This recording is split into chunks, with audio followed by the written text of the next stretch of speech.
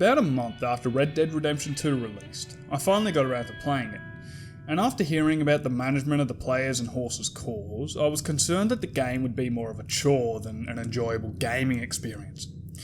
From the little that I did play of the first Red Dead, this change to the gameplay scared me at first, as from what I can remember, I thoroughly enjoyed the mechanics of Red Dead 1. Upon booting up the game and spending my first hour or so on a dreadful snow setting as a brand new character, my apprehension about the game only grew.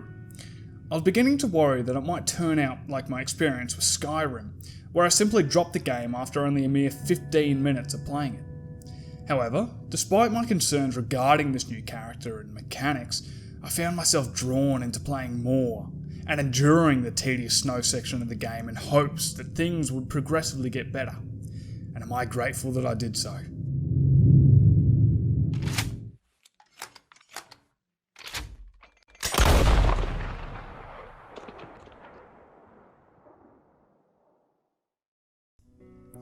For a majority of Red Dead Redemption 2's main storyline, you play as Arthur Morgan, voice acted and motion captured by none other than Roger Clark. Admittedly, many people, myself included, were a bit thrown by playing as a different character, with concerns that he may not be as enjoyable or relatable as his predecessor, John Marston. Although we were all very much surprised to take a significant liking towards Mr. Morgan, and dare I say it, potentially more so than we did towards John Marston back in 2010. In this video I want to break down what it is that makes Arthur Morgan one of video games' best characters, and why it is so enjoyable to play as him and witness his exceptional story. Arthur Morgan may be new to the Red Dead Redemption cast, but many familiar faces see a welcome return to the franchise in this prequel, such as Dutch van der Linde, Bill Williamson, UNSCaustralia, Uncle, Jack, Abigail, and the unforgettable John Marston. Unlike John, Arthur Morgan fits both sides of the honour system relatively well. His actions are believable, whether they be good or bad, and both fit the characterisation of his persona. It's a subtle detail, but most definitely a welcome one. Whether you be hunting down a bounty, dragging an innocent civilian around Valentine on horseback, or helping somebody with their misfortunes, Arthur's personality is capable to comfortably fit the situation. Personally, I see this as a general improvement from John's character, as his morals and ethics are generally supported by good intentions. So when you as the player decide to go against them, it feels off and somewhat odd for John to do such a thing. Putting aside Arthur's stunning visuals, his morals and ethics, like that of John, are the main driving force for as to why he is such a likeable and enjoyable character. Throughout the course of the game, Arthur is faced with a multitude of situations where he's required to make some very difficult decisions. The outcome of these decisions, regardless of intent, may sometimes be questionable, even by the standards of 1899. A perfect example of this would be the first time the game forces you to make such a decision, upon your early encounter with Jimmy Brooks. Arthur can do the honourable thing and help the man from the side of the rock face, or simply crush his only means of grip and witness the poor man fall to his inevitable demise.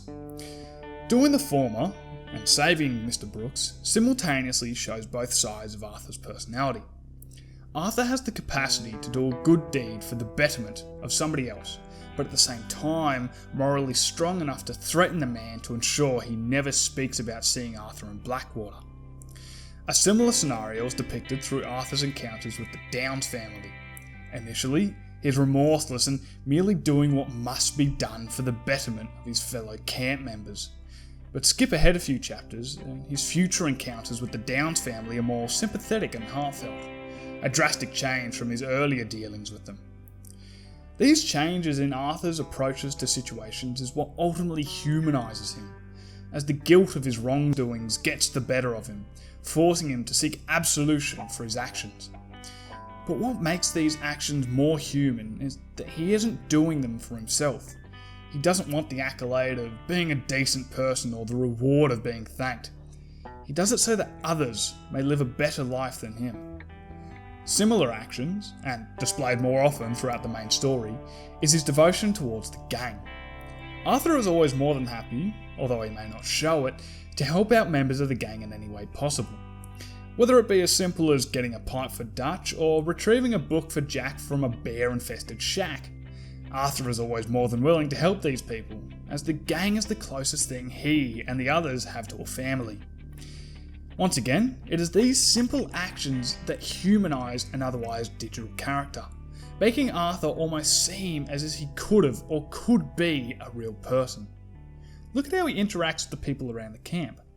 For most of his interactions, they are friendly and fun-loving by nature, as you'd expect. But there is also the option to stir people up, whether that be for a specific reason or out of the simple pleasure of seeing a mate of yours get worked up by a meaningless throwaway line. It accurately encapsulates how family and friends interact with one another.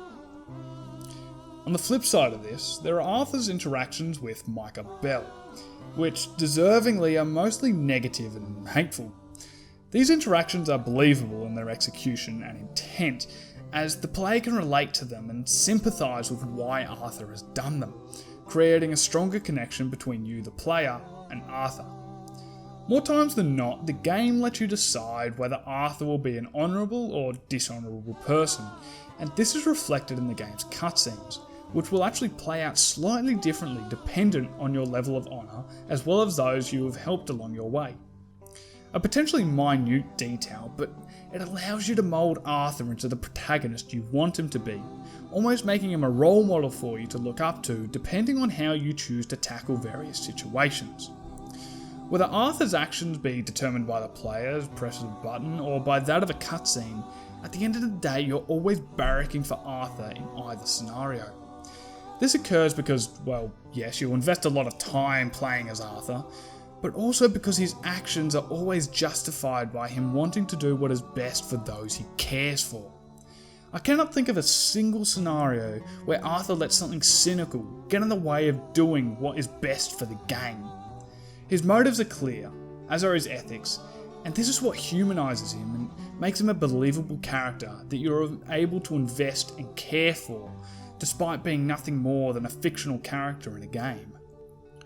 Now that we have Arthur's personality mostly covered, we can move on to look at how his visuals and more physical features contribute to you becoming more invested and attached to his character. Let's start with Arthur's hair and beard, a debatably strange aspect to focus on, but please, do hear me out on this.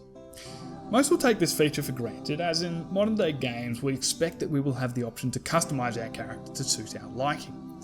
But there's something special about the way you can style Arthur's hair and beard, as you can make Arthur look like the person you wish him to be, which furthers that connection and investment towards his character. Arthur can look like a significantly different person depending on his hair and beard style, just as people do in the real world. For example, I quite honestly don't like the look of Arthur without a beard, nor do I like it when he has long hair. So when I play the game, I keep his hair tidied up and ensure that he maintains a decent amount of facial hair on him, as I find this furthers my immersion in the game and allows me to witness the story of a character I want to see, as opposed to the character the game wants me to see.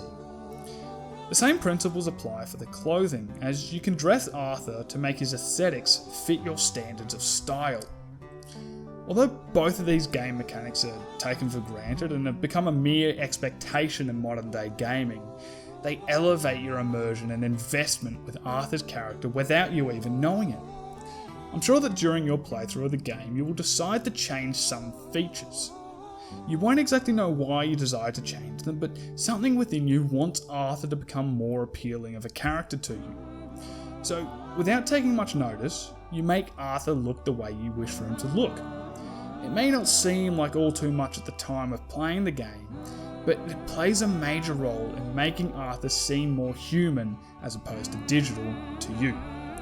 Other aspects, such as maintaining Arthur's cores, also contribute in a similar way. Although at times it may seem like a chore to head to a saloon to eat and maintain a perfect weight, or to keep your stamina or Deadeye levels full, it all adds to that connection and immersion with Arthur's character.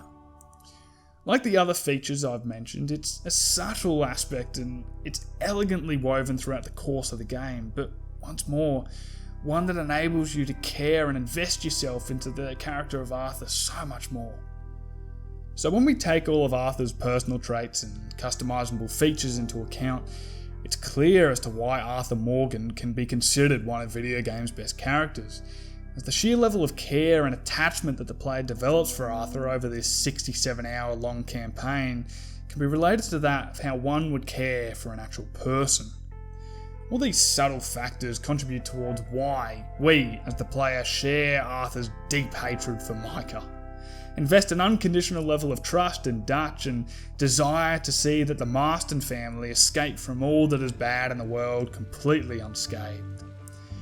It's why we sit on the edge of our seats as Arthur painfully crawls towards a revolver that could put an end to Micah, but is just not attainable because of Dutch's terribly conflicted mindset. It's why our heart sinks when Unshaken starts playing and Arthur is relieved of his final painstaking tuberculosis-infected breath, to remain facing west for all of eternity, so that the rays of the sun may cast their glory upon him. That is why Arthur Morgan is video game's best character.